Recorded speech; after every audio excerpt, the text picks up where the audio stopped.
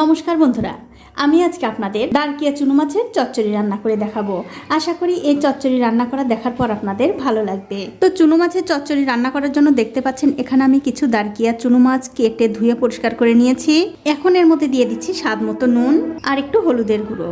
এবারে নুন আর হলুদ দিয়ে এই মাছগুলো খুব ভালো করে মাখিয়ে নিতে হবে। দেখুন মাছগুলো কিন্তু খুব ভালো করে মাখানো হয়ে গেছে। এখন এই মাছগুলো আমি একপাশে রেখে দিচ্ছি।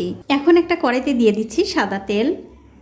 কিছুক্ষণ পর যখন দেখবেন তেলটা ভালো করে গরম হয়ে গেছে তখন এর মধ্যে দিতে হবে 1 চামচ গোটা জিরা আর দিয়ে দেবো 1/2 চামচ রাঁধুনি। যেদিন আপনারা এই ছোট মাছের চচ্চড়ি রান্না করবেন অবশ্যই রাঁধুনি দেওয়ার চেষ্টা করবেন, তাহলে কিন্তু এই চচ্চড়িটা খেতে বেশ ভালো লাগবে।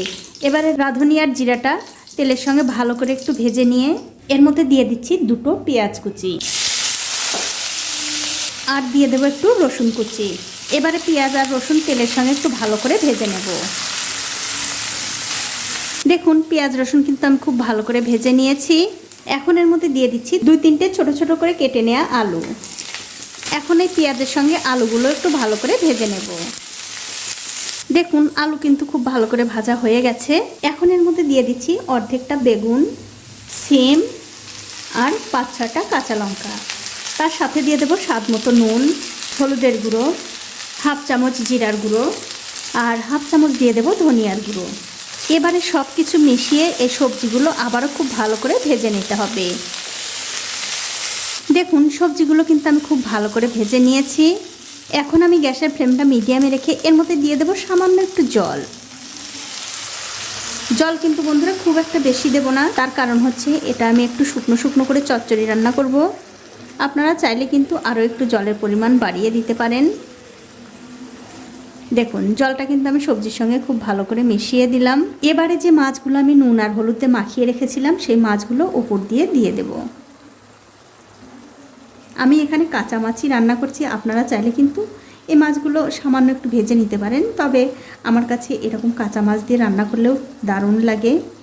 আপনারা একদিন হলেও রান্না করে খেয়ে দেখতে পারেন, আর খেয়ে কেমন লাগলো সেটাও কিন্তু আমাকে কমেন্ট করে জানাতে ভুলবেন না। সবগুলো মাছ কিন্তু আমি দিয়ে দিয়েছি। এবারে ওই মাছ মাখানোর পাত্রটা ধুয়ে আরও একটু জল দিয়ে দিলাম।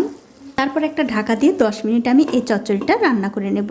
তো 10 মিনিট পর আমি উপর থেকে ঢাকাটা তুলে নিলাম। আর দেখুন চচ্চড়িটা কিন্তু হয়ে গেছে। এখন আমি উপর দিয়ে দিচ্ছি একটু ধনেপাতা কুচি।